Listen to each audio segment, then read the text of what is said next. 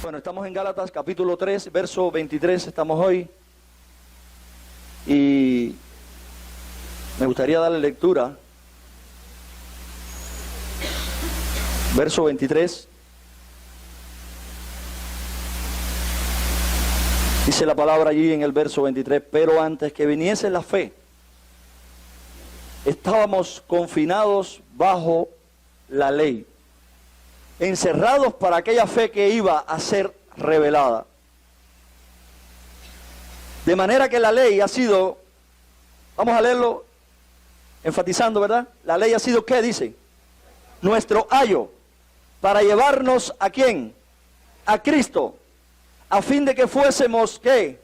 Justificados por la ley, por la fe. Pero venida, ¿qué? La fe, ya no estamos bajo, ¿qué? Bajo el ayo, pues todos somos, ¿qué? Hijos de Dios, ¿por qué?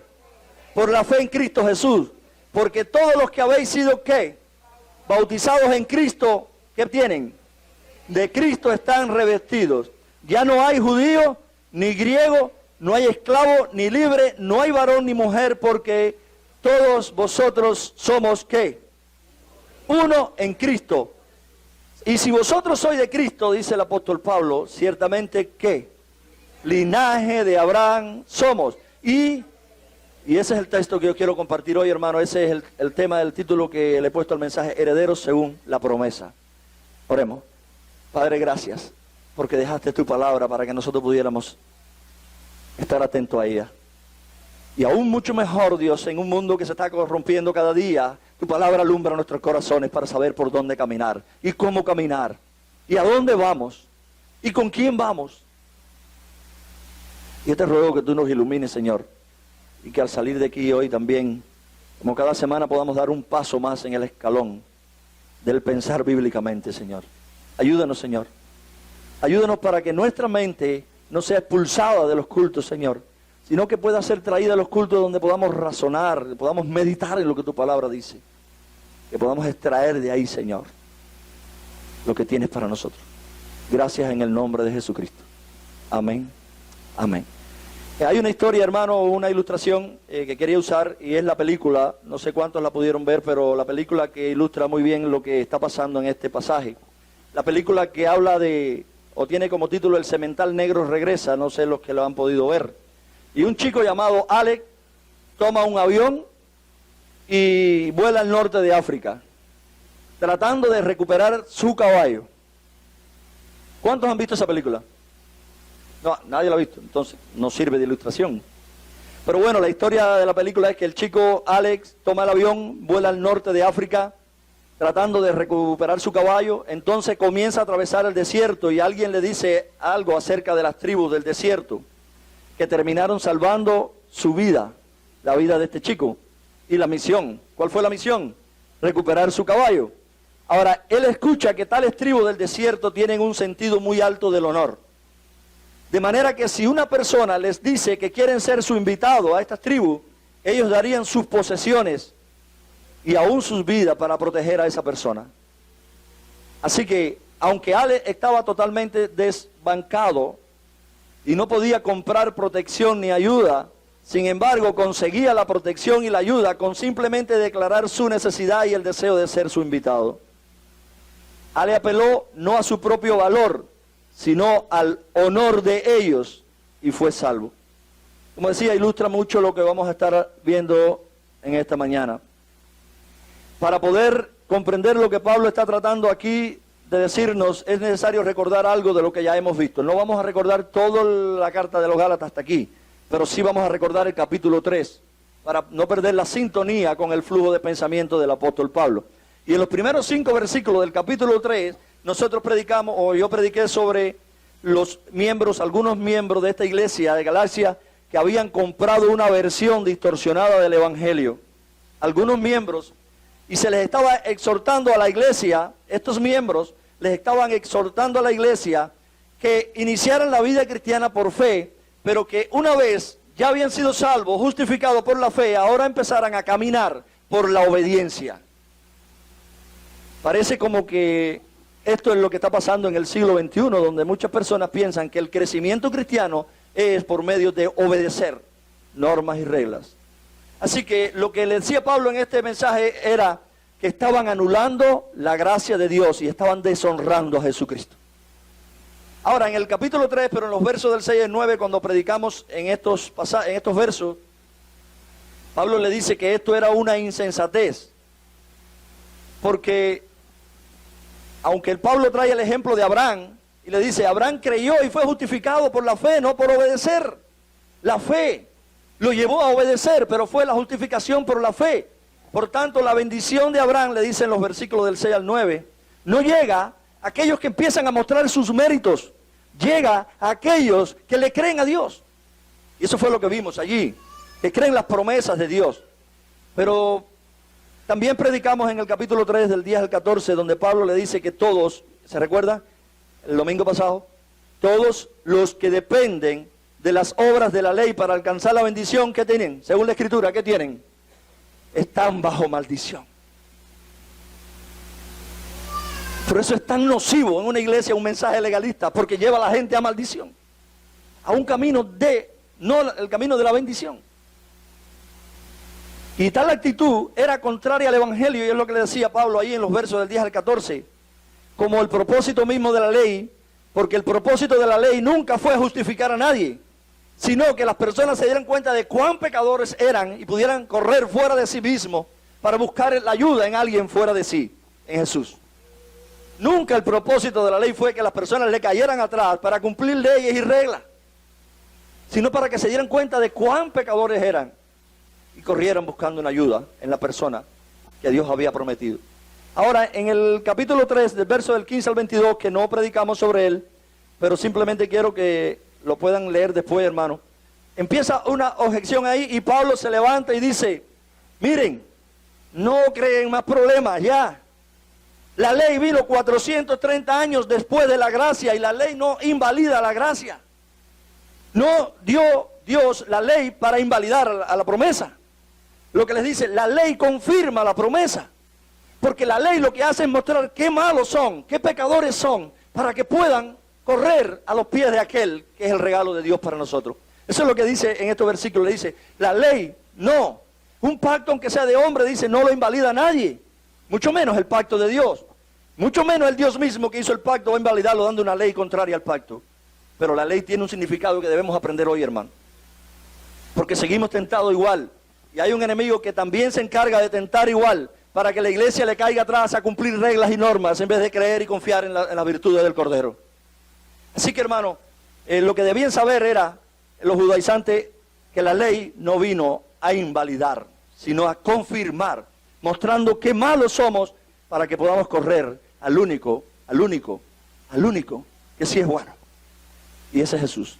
Por tanto, en los versos que vamos a estar viendo hoy, Pablo enfatiza dos grandes privilegios que disfrutan aquellos que están unidos a Cristo. Y sería muy bueno que tú y yo pudiéramos estar atentos, hermanos, porque son privilegios que disfrutan todos los que están unidos a Cristo.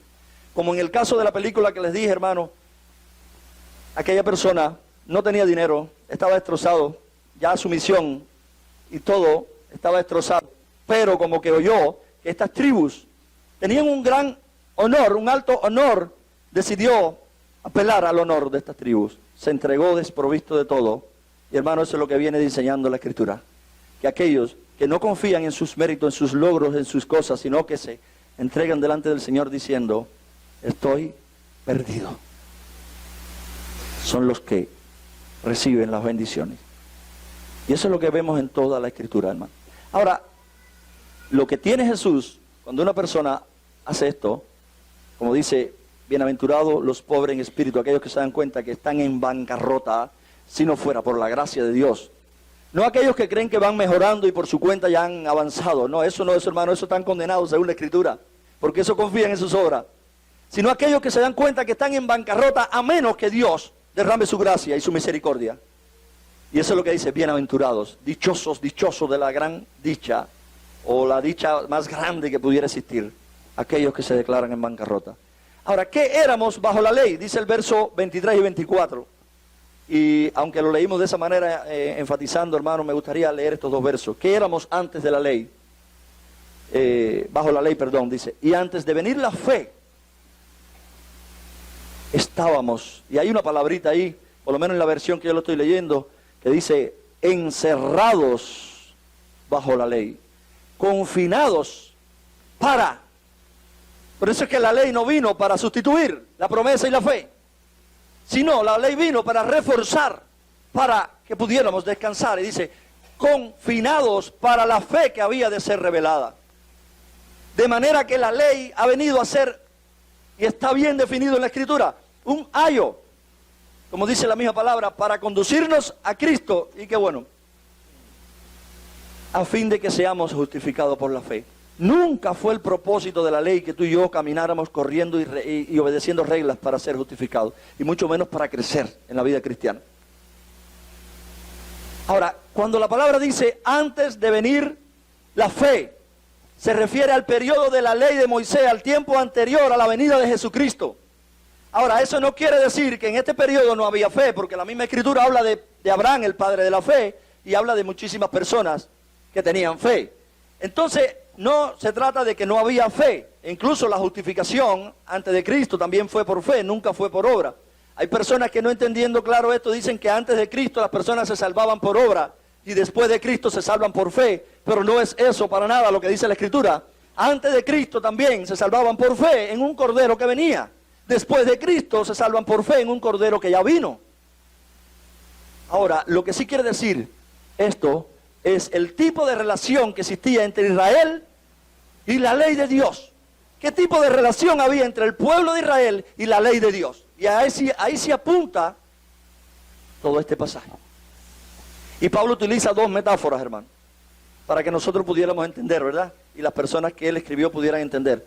Y la primera es que la ley es presentada como un guardián, encerrados como un guardián. Y Pablo dice que antes de venir la fe, estábamos encerrados bajo la ley. Encerrado significa protegido por guardianes o por guardias militares. La segunda metáfora dice que la ley es presentada como un ayo o un tutor. Y ayo del griego significa pedagogo o una persona que está para educar, es el significado que tiene. Se refiere a un hombre que usualmente era un esclavo de la familia, que era responsable de cuidar a los hijos del amo. Desde que eran chiquitos, de los niños eran chiquitos hasta que estos obtuvieran la edad adulta. Este ayo gobernaba el comportamiento del niño, incluso podía aplicar disciplina, hasta que éste tuviese la madurez para hacer lo que es correcto y sin restricciones externas. Y esta era la función de la ley, preparar y disciplinar los corazones de aquellos que estaban bajo la tutela. Para eso Dios dio la ley, para preparar y disciplinar a aquellos que estaban bajo la tutela, porque todavía no había llegado el Mesías. Ahora, el punto que Pablo está presentando de esta metáfora es que antes de venir la fe, y está hablando de periodos, la relación con la ley no era íntima ni personal. Era cumple, obedece. Mira lo que dice. Anoche compartíamos y un hermano preguntó cómo podemos darle gloria a Dios. Hermano, cuando tú logras cumplir lo que está en la Escritura, ¿de quién es el mérito? De nosotros, hermano. Pero cuando tú logras creer lo que dice Dios, la fe es un don de Dios. Y el creer como el don de Dios puesto en nosotros glorifica a Dios. Por eso la Escritura dice que el que obra no se le cuenta como gracia, sino como deuda. Es como si Dios estuviera endeudado contigo. Y tenemos que entender claro, hermano, porque no hay manera de glorificar a Dios a menos que sea la obra que Dios hace. Nunca la obra tuya y mía glorifica a Dios. Nunca. Porque siempre está manchada de pecado. Pero la obra que Dios mismo hace a través de nosotros, como instrumentos, nosotros solamente, esa es la obra que realmente glorifica a Dios. Y es la obra que parte de un corazón que le cree a Dios y confía en Dios. Así que, hermano, la relación antes de venir la fe, la relación con la ley no era íntima ni personal, sino al contrario, era una relación como la de un guardia con un preso. ¿Cuál es la relación que puede tener un guardia con un preso? Te cuido, tienes que estar aquí, encerrado, como dice la palabra allí en griego, como la de un tutor asalariado con un niño. ¿Cómo está? Un tutor que se le paga para que cuide al niño. ¿Y por qué?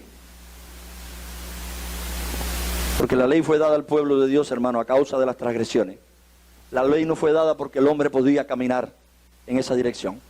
La ley fue dada, dice la Escritura, a causa de las transgresiones, del pecado, de la maldad que se iba multiplicando. La ley fue dada para revelar y controlar el pecado del pueblo de Dios hasta que el Mesías llegara. Y así como ni el guardián ni el tutor tienen el poder de darle un buen corazón al niño, sino que simplemente controlan la conducta, la ley tampoco puede producir un cambio en la persona. Por eso es peligroso, hermano, cuando se predica el legalismo en la iglesia hoy, porque la ley no puede producir un cambio en la persona. No puede. La ley te muestra simplemente lo que Dios exige, pero tú no puedes.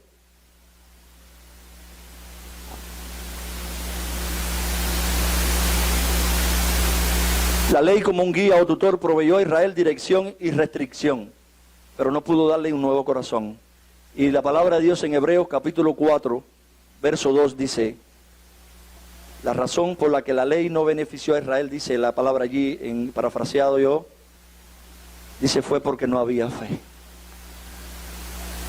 La ley fue dada para que las personas corrieran a los pies de un Salvador.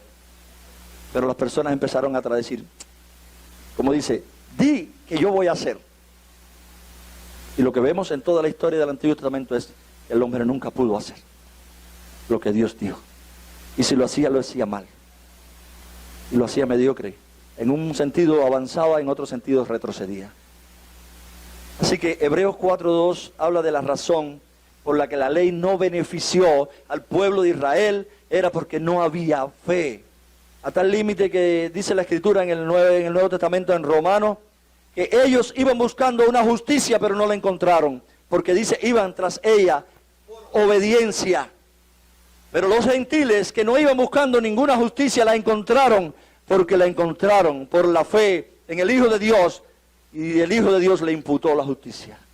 Es lo que dice la palabra. La ley dio instrucciones a la joven nación de Israel de cómo vivir la vida de fe. Pero la respuesta fue una gran rebelión, como un adolescente se rebela en una casa. Esto fue lo que pasó con esta nación. Y la ley se convirtió para ellos entonces en una carga insoportable. Y el comentarista William Hendricks dice, la ley los obligaba, pero ellos no podían hacerlo. Porque hay una hostilidad del corazón humano contra Dios y contra su ley. Y es por eso que la observancia se volvió, dice este comentarista, una carga. Una carga. Hermano, la Biblia enseña y la experiencia lo confirma.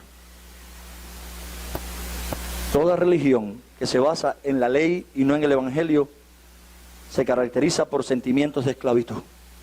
Por eso, hermano, nunca aprobaremos predicaciones legalistas, porque termina siendo esclavos a los hijos de Dios.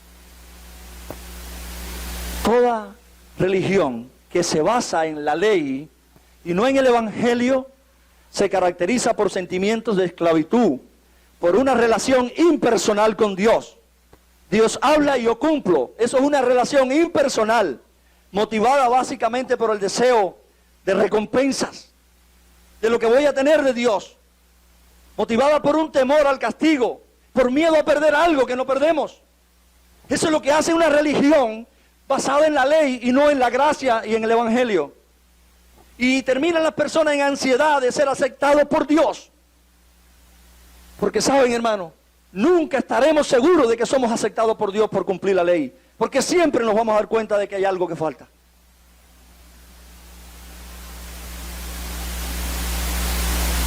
El domingo cuando nos reunimos con los miembros le decía, hermano, y para los que no estuvieron en esa reunión,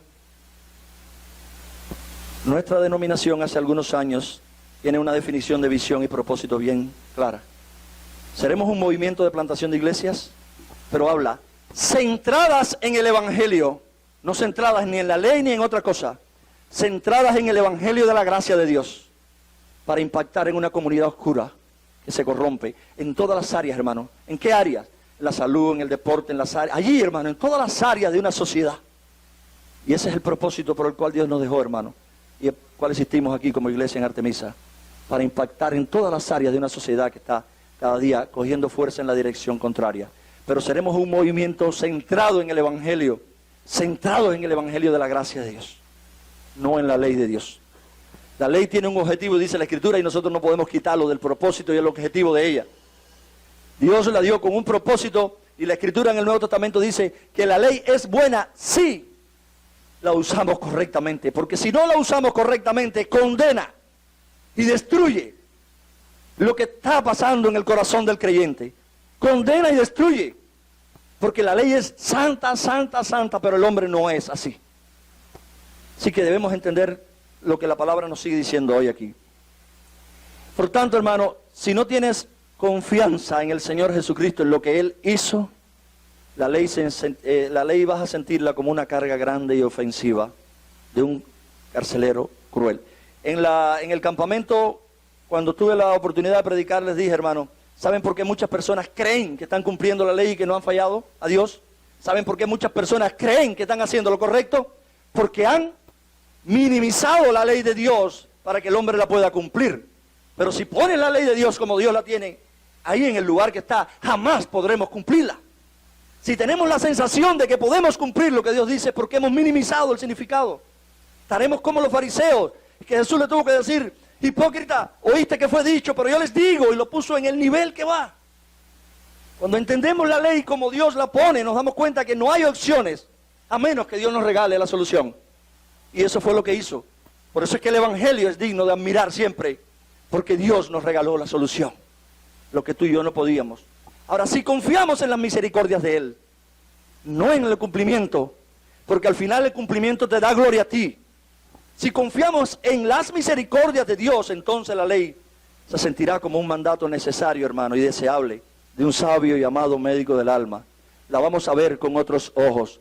Un día usé la ilustración cuando predicaba sobre el hombre que era dueño de una empresa. Ahí puso un reglamento y las personas les molestaba el reglamento. Pero una muchacha se enamora de ese hombre y llegaron a casarse, y esa muchacha, a partir de esa relación con el dueño de la empresa, empezó a ver el reglamento como algo bueno, apreciable.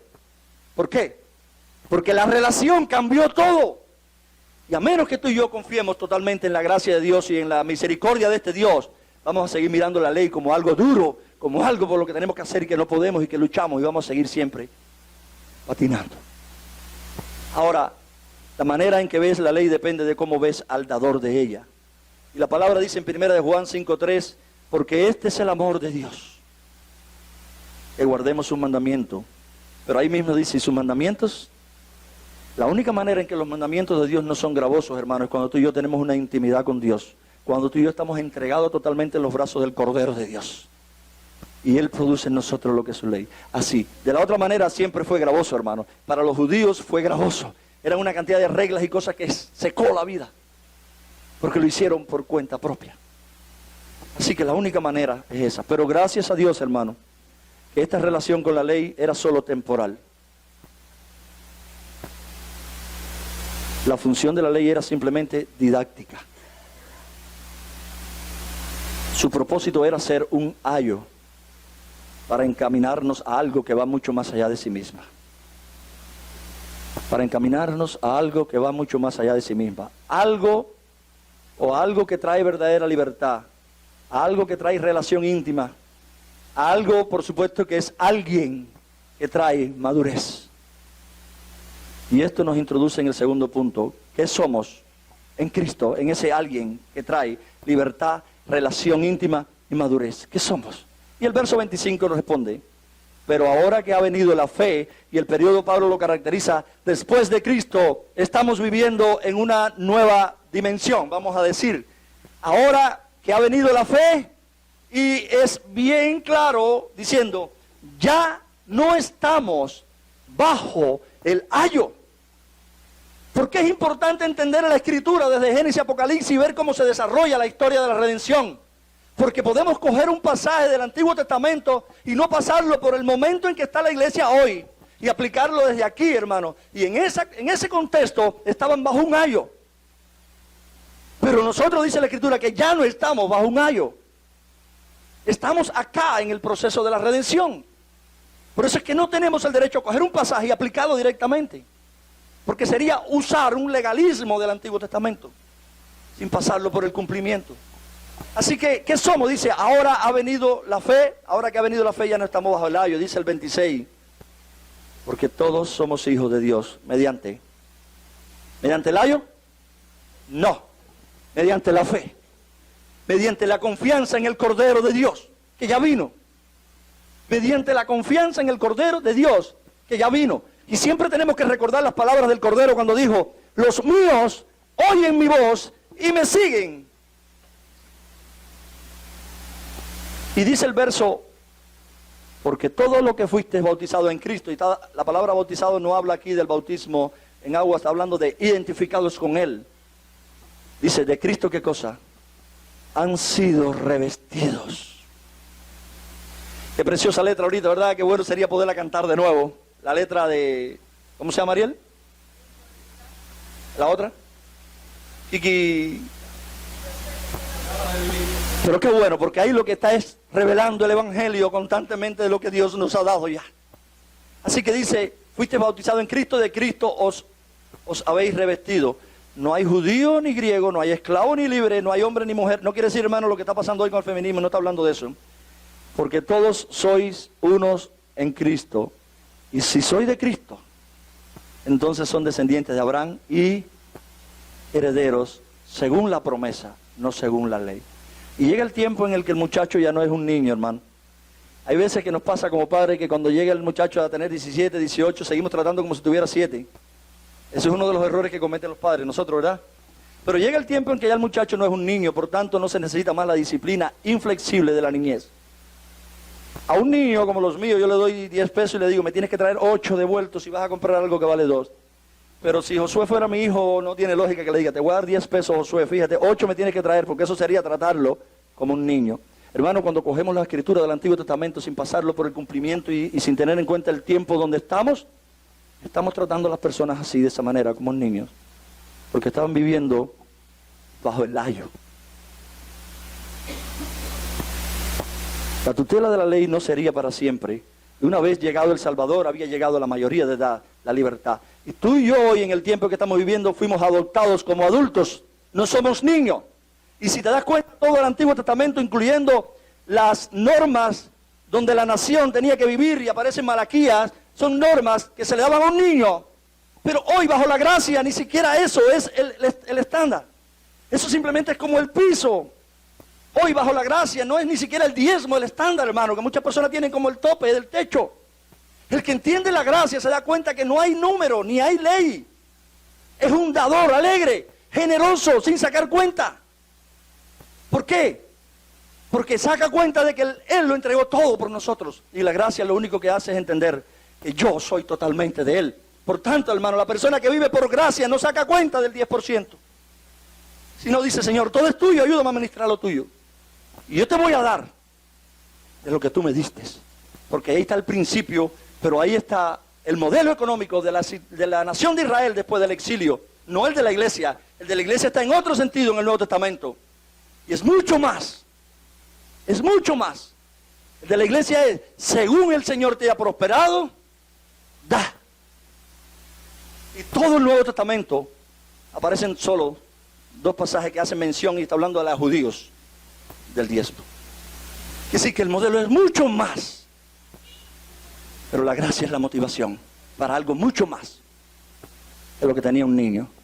Así que ahora que ha venido la fe, ahora que somos mayor de edad, adoptados por gracia, la obra regeneradora del Espíritu Santo, un nuevo periodo de la historia redentora ha llegado, en el cual Cristo apareció, y como resultado grandes cantidades de personas, especialmente gentiles, comenzaron a responder a la palabra de Dios con fe. La fe ha llegado. ¿Y qué caracteriza este nuevo periodo? Un nuevo tipo de relación, hermano, en la que ya no estamos bajo el ayo de la ley. Y por eso Pablo dice en el verso 25: ahora que ha venido la fe, ya no estamos bajo el ayo. Hermano, quiero enfatizar, y mucho más para lo que enseñamos, no estamos bajo el ayo, dice la palabra. Por tanto, un mensaje que deja a las personas bajo el ayo es un mensaje antibíblico. Porque la revelación bíblica va progresando. Y nosotros estamos, después de Cristo, en una situación de iglesia adulta y madura. Ahora, ¿significa esto que ya no tenemos ningún tipo de relación con la ley? Como algunos libertinos dicen, ¿ya no hay ninguna relación con la ley? No, Para nada. Pablo no está diciendo que el creyente no tiene ningún tipo de relación con la ley, sino que ya la vemos de otra manera. Ya no estamos bajo la ley, tratando desesperadamente de ganar el cielo por cumplirla o de hacer ciertas cosas para quedar bien con Dios. Para nosotros la escalera de la ley, que es lo que hicieron los judíos, en vez de rieles donde transita el tren, la subieron para subir por ella. Para nosotros ya la escalera de la ley ha caído, hermano. No porque ella es mala, porque nosotros morimos, dice la Escritura. Y se ha convertido en un riel de obediencia gozosa. Y ahí debería estar la relación del cristiano con la ley. Ya no está sobre nosotros como la carga pesada. Nosotros estamos sobre ella porque estamos casados con alguien que sí la cumplió. Y eso es lo que la iglesia debería entender. Que tú y yo hemos sido casados con Cristo. Por tanto, yo morí cuando Cristo murió para la ley que me tenía esclavizado. Y ahora soy de otro. Ya no soy de la ley. Soy de Cristo. Y en Cristo Jesús puedo caminar por donde Dios me llama, porque de Él viene la fuerza, el poder, el querer, el hacer, todo viene de Él, pero ya la ley no es. Hermanos, muchas veces estamos tentados cuando vemos pasajes que hablan de nuestra eternidad, a usar versículos de la ley para ponerlo delante, y eso es, hermano, vivir por la ley. Versículos como aquellos que dicen, Dios es justo, ser justo como Él, y empezamos a decir, Señor, ayúdame para caminar buscando justicia. Eso es caminar por la ley. En vez de decir, Señor, estos pasajes que hablan de que ser santo como tú eres santo, Señor, mi debilidad, jamás seré santo en ella. Pero gracias porque en Cristo Jesús lo soy. Gracias porque el santo, santo, santo me ha regalado la santidad. Hermano, para que quedemos un poco decepcionados de nosotros mismos, les diré, hermano, que lo mejor del ser humano era un fariseo. Ya lo he repetido como 5 veces en un año. Lo mejor que da un ser humano es un fariseo. Y Jesús dijo, si tu justicia no es mayor que la de un fariseo, no entrarás. Y lo digo para que nos decepcionemos de tratar de buscar justicia por cuenta propia. Porque lo mejor que podamos hacer es un fariseo. Pero Jesús está hablando de una justicia imputada, la del Mesías. Y por eso, hermano, lo que te estoy moviendo ahora, para que en vez de caerle atrás a reglas y decir, mira, vamos a caminar en esta dirección, estemos renunciando a todo ese obrar carnal y empecemos a creer y a confiar en lo que ya tenemos por los méritos del Mesías, lo que ya ha sido dado por los méritos de Cristo, hermano. Y ya nosotros, como dice la palabra en Gálatas 5:18, lo que ha sucedido con nosotros es que si somos guiados por el Espíritu, y todos aquellos que han creído, dice que habiendo oído y habiendo creído, fuimos sellados con el Espíritu de Dios. Y dice la palabra, si somos guiados por el Espíritu, y vuelve a rectificar lo mismo allí en Gálatas, no estamos bajo la ley. Hermano, no estamos bajo la ley. Ahora la ley no nos obliga a la obediencia por medio del miedo o del terror, sino que ahora como maduros en Cristo vivimos confiando en aquel que nos amó y se dio por nosotros. Ahora bien, si no estamos unidos a la ley en este nuevo periodo que la iglesia está, ¿a quién estamos unidos? Y la Escritura dice que estamos casados con Cristo. Le pertenecemos a Cristo. Somos de Cristo. Somos la novia del Cordero como iglesia. Así que la respuesta de Pablo es, en el verso 27, porque todos los que fuimos bautizados con Cristo, estamos revestidos de Cristo. Anoche le decía a los hermanos que estábamos en el culto, hermano, el hecho de que tú y yo no veamos a Dios trabajando en el corazón, no quiere decir que no lo está haciendo. Dios empezó una obra en tu corazón y en mi corazón, y Dios la está perfeccionando. Hay momentos donde Él aprieta el barro para que el cuello se achique. Hay momentos que lo pone espacioso, pero Dios está trabajando. Dios está trabajando. Sería bueno, hermano, no orar para que Dios trabaje porque dice que lo está haciendo. Sería bueno orar para que Dios nos haga sensible de ver dónde está trabajando, para poder avanzar creyendo y dándole gracias a Dios por lo que Él está haciendo en tu vida y en la mía. Y eso cambia la perspectiva totalmente. Ahora, Pablo desarrolla esta misma idea en Romanos 7:4. Y por eso me gustaría, hermano, para que, aunque demore algo más, para que tu fe no esté basada en lo que yo digo, sino en lo que dice la palabra. Y en Romanos 7:4 dice, usando la metáfora del matrimonio que les dije, dice, por tanto, hermanos míos, también a vosotros os hizo morir a la ley. Estamos muertos a la ley, dice, por medio del cuerpo de Cristo, para que seas unido a otro. para que haya una unión a otro. Y dice ahí mismo, a aquel que resucitó de entre los muertos, para que llevemos frutos para Dios. No hay manera de llevar fruto unido a una ley. Nunca podrás llevar fruto unido a una ley, sino unido a aquel que murió por nosotros. Y eso no lo digo yo ni lo dice Romanos solamente, lo dijo el mismo Jesús. Separado de mí no puedes hacer nada. Cayéndole atrás a leyes para obedecer, a reglas para cumplir, hermanos, jamás podrás dar fruto. Nos vamos a hacer la idea de que estamos llevando fruto, pero no tendremos fruto. Por lo menos el que Dios glorifica y el que Dios alaba, no lo tendremos. Ahora, la idea es que una vez que ha venido la fe, ya no estamos bajo la ley, sino que estamos en Cristo, unidos a Él por la fe, de tal manera que todos los beneficios de la obra de Él, todos los beneficios de Él, se convierten ahora en nuestros. Y hermano, en vez de estar gritando para que Dios nos socorre, entendiendo esto solamente, estaríamos gritando alabanzas a Dios por lo que Él hizo. Porque todos los beneficios del Cordero han sido nuestros, por la muerte de Él y por la resurrección. Estaríamos alabando a Dios gozoso, reconociendo constantemente las virtudes del Cordero. Y Pablo desarrolla entonces 3 de los beneficios y privilegios, me gustaría mencionar hoy, que disfrutamos ya. Y el primero que menciona en el verso 26 y 27 dice, todos somos, ¿qué cosa? Hijos de Dios, por medio de la fe. Todos somos hijos de Dios. Dios ya no es nuestro juez. Llegamos a un nivel superior. Ahora somos hijos de Dios y tenemos el derecho o el privilegio de decir Abba, Padre. Y eso es algo por lo que deberíamos dar gracias a Dios siempre. Todos somos hijos de Dios, ya Dios no es nuestro juez ni quien nos condena, hermano. Porque ¿qué dice la Escritura? No hay condenación para los que están en Cristo. El que predique la ley va siempre a predicar condenación. Pero no hay condenación para los que creen en el Señor, dice allí, para los que están en Cristo. Ahora, ya Dios tampoco es nuestro tutor, es nuestro Padre. Tenemos que entender que ahora Dios es nuestro Padre, hemos sido adoptados. Ya no somos ni prisioneros ni menores bajo la tutela de un tutor. Somos hijos de Dios adultos, ahora somos los hijos y herederos del glorioso reino de Dios. Y la persona que entiende esto, su identidad se levanta y su autoestima se levanta. No sobre una base falsa, sino sobre el evangelio de la gracia de Dios, que es lo único que puede levantar tu autoestima y mi autoestima. Cualquier otra cosa en que tú y yo estemos descansando para levantar la autoestima, hermano, es una cosa que va a ser frustrada, o seremos frustrados. Así que, así como cuando un hijo era adoptado se le ponía el anillo, tuve que sacar con, me caí por el ojo, como un hijo cuando era adoptado y se le ponía el anillo de la familia, Dios sella a sus hijos con su Santo Espíritu. Y eso es lo que dice el Nuevo Testamento, hermano. Sella. ¿Hasta cuándo, hermano? ¿Hasta que nos portemos mal y Él se vaya y lo volvamos a rescatar? No, eso no es lo que dice la Escritura. La Escritura dice, hasta el día de la redención, sellados con el Espíritu de Dios.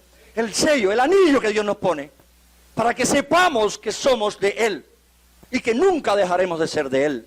Y eso es lo que significa sellados con el Espíritu de Dios. Qué privilegio, ¿verdad? Qué privilegio. ¿Se recuerdan la historia que Jesús narró del hombre, muchacho que se perdió y cuando vino se le puso el anillo? Se le puso, ¿qué otra cosa? Vestidos. ¿Saben lo que ha hecho Jesús con nosotros, hermano? Nos ha dado su Espíritu como sello, como anillo de garantía, y nos vistió con la justicia del Cordero de Dios. Nos ha puesto el mejor vestido, no hay otro mejor que el del Cordero. Y hemos sido revestidos con esa justicia. Si eso no es motivo para exaltar a Dios y dar gloria a Dios constantemente, nada lo va a hacer tampoco. Porque hemos sido revestidos de Cristo, dice la palabra. Ahora, ¿qué más somos en Cristo? En Cristo somos, dice el verso 28, uno. Les he estado hablando, hermano, constantemente, no hay subgrupo dentro del pueblo de Dios. Eso es una señal de división. Y cuando Pedro trató de hacer un grupo con los judíos y un grupo con los gentiles, dice, no anda de acuerdo al evangelio, y fue reprendido. Porque los subgrupos es negar el evangelio de la gracia donde Dios ha hecho un solo pueblo. Y lo que dice aquí el verso es, ya no hay judío ni griego, ya no hay esclavo ni libre, no hay hombre ni mujer, porque todos sois uno en Cristo Jesús. Ahora todos somos parte del mismo cuerpo, un mismo pueblo, una misma familia en Cristo, hermano. Y yo quiero que estemos viendo lo que el verso 18 dice, cuando dice ya no hay judío ni griego, está diciendo ya no hay barreras étnicas. Cuando dice no hay esclavo ni libre, ya no hay barreras sociales. Cuando dice no hay hombre ni mujer, ya no hay barreras de género en el sentido, no como se está usando hoy, sino en el sentido en que para una persona oriental, una mujer era devalorada totalmente, no tenía valores. Y eso es lo que está diciendo, no en el sentido que están usándolo hoy. Ahora, en Cristo somos hijos de Abraham, dice el verso 29. Y si sois de Cristo, dice, somos descendientes de Abraham y somos herederos de la promesa. Quiero contrastar esto, hermano, con un texto donde dice, porque los fornicarios, los adúlteros, los mentirosos, los que murmuran, los que hacen, ¿se recuerdan? Dice, no heredarán. Pero ¿qué dice ahora aquí, hermano? Si sois de Cristo, sois descendiente de Abraham y heredero de las promesas de Dios. Hermano, todo esto al finalizar ahora las aplicaciones que vamos a estar viendo, no apuntan a otro lugar, sino a que tú renuncies cada día a ti y a todo esfuerzo humano, para que descanses solamente en lo que el Cordero de Dios hizo, hace y hará contigo y conmigo. Así que ya no estamos bajo un ayo. Aplicación número 1, hermano. Y hay una lección sobre el papel de la ley en la vida cristiana. Muchos cristianos, muchas iglesias dan testimonio de haber pasado por un periodo de inmadurez, en el que se volvieron extremadamente religiosos y buscaron con toda diligencia enmendar sus caminos y cumplir sus deberes para limpiar sus vidas. Y con muchas lágrimas hicieron entregas. Es decir, Señor, hago entregas a ti en los mismos servicios de la iglesia. Y como niños bajo un tutor, porque fue lo que estaban viviendo estas personas, con muchos altibajos emocionales, sintiéndose bien cuando obedecían, pero abatidos cuando fallaban en guardar la promesa de Dios, fracasaban, fallaban, vivían atormentados. Iglesia, debemos avanzar hacia la madurez, hacia donde Dios nos llamó, y no seguir como niños cayéndole atrás a tutores. Si edificas sobre el fundamento inapropiado, hermano, y edificar sobre la ley es edificar sobre el fundamento inapropiado, porque la iglesia no debe edificar sobre la ley. La misma palabra dice que edificar sobre ¿qué? Sobre la roca, y la roca es el nuevo matrimonio que tenemos, Cristo. Por tanto, si edifica sobre el fundamento inapropiado, la casa se va a derrumbar. Toda persona que descansa en incumplimiento termina frustrado y fracasado. Termina con un corazón de esclavo, con sentimientos así, inconstantes. Porque el cumplimiento por temor hace de la obediencia algo pesado, hermano. Cuando cumplimos lo que Dios dice por temor o por otra motivación, eso se vuelve algo pesado. Sin el evangelio tal vez intentemos obedecer la ley, pero lo que vamos a hacer es aprender a odiarla, a menos que la estemos rebajando para poderla cumplir. La vamos a usar, pero no la vamos a amar. ¿Y saben lo que dice el salmista? Oh, cuánto amo yo tu ley. Solamente podemos expresar eso. ¿Sabes cuándo, hermano? Cuando entendemos que he sido casado con un Cristo que ya cumplió la ley y que no tengo condenación en él. Ahora puedo mirar a la ley y decir cuánto la amo, porque sirve de una guía para saber por dónde caminar, pero no me condena, porque yo fui muerto a ella. Así que, hermano, esto debe ser una lección para los que dicen que lo que necesitamos son más reglas. Hermanos, hoy, en este tiempo, como siempre, hay personas que dicen lo que necesitamos son más reglas para que la iglesia madure. No, no, no. Lo que necesitamos es evangelio. Evangelio para que la iglesia madure.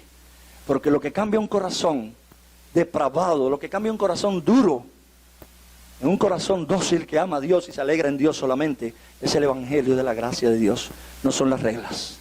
Aplicación número 2, una lección sobre la jactancia o el sentido de superioridad. Por supuesto, aquella persona que empieza a cumplir reglas, que ha bajado la norma de Dios y empieza a cumplirla, empieza a mostrarse delante de otros como superior, porque ya ha ido avanzando, sin darse cuenta que lo que va es retrocediendo. Así que todos los que estamos en Cristo, todos los que estamos en Cristo, somos hijos de Dios y herederos según la promesa. Y Cristo quiere que el evangelio derribe las barreras dentro de la comunidad cristiana. Es una abominación a Dios que una persona se llame cristiana y rechace a otros cristianos sobre la base de asuntos culturales. porque no son de la misma cultura nuestra, o porque no son, es decir, de asuntos sociales, o asuntos sexuales, hombre, mujer. ¿Cómo podemos menospreciar a alguien que está vestido de Cristo, hermano? Es la pregunta. ¿Cómo podemos menospreciar a alguien que está revestido de Cristo también? Eso es no entender el Evangelio de la gracia. Y cuando Cristo nos cobija bajo sus alas protectoras y nos cuida por medio de la fe, todo posible fundamento para nuestra jactancia es removida, hermano. La arrogancia empieza a ser removida. La jactancia humana empieza a ser removida. Y como les dije el domingo, aquí delante, aún el que se pare, aún el que vaya a agradecer a Dios, hablará menos de sí y más de Él. Menos de sí y más de Él. Y la número 3, y una lección sobre nuestra identidad. Hermano, no sé cuál es tu situación, no sé en qué descansas, no sé cuál es tu identidad hoy, pero te puedo dar una mala noticia. En el mundo que se corrompe cada día más, a menos que tu identidad esté forzada, o es decir, fundada sobre Jesús y sus promesas, estarás desalentado, frustrado, estarás desconsolado en el mundo que cada día se corrompe. Por tanto, hay muchos hoy que no ven para sus vidas ni identidad ni propósito. Y por eso yo quisiera en este momento que estés claro, hermano, que estés atento, porque puede ser que tu identidad y tu propósito estén fundados en otra cosa y no en la persona de Jesús. Hay muchos que no sienten que pertenecen a ningún lugar. Hay muchos que no sienten que pertenecen a nadie. Pero en Cristo hay lugar para ti, hermano. No sé el tiempo que llevas asistiendo a la iglesia. Eso no es señal de garantía de nada. Porque el hecho de estar en un hospital no te hace médico. El hecho de llevar tiempo asistiendo a una iglesia no te hace cristiano. Por eso, hermano, si llevas tiempo asistiendo a la iglesia pero todavía no has renunciado totalmente a ti y descansado totalmente en Él, te digo, en Cristo hay lugar para ti, para que tu identidad venga de esa persona gloriosa, para que tu propósito venga de Él, y eso no lo mueve nadie. Cualquier otra cosa es un ídolo, hermano, que siempre se mueve. Hay un lugar cósmico, pues la palabra dice que ahora somos hechos hijos de Dios. Hay un lugar social, porque dice que somos parte de una familia, hermano. No tal vez de una familia disfuncional como es la que tal vez vinimos, sino de una familia que sí funciona bien. Y hay un lugar histórico, y dice la Escritura, somos hijos de Abraham. Así que puedes verte ahora dentro de la historia de la redención en Cristo Jesús.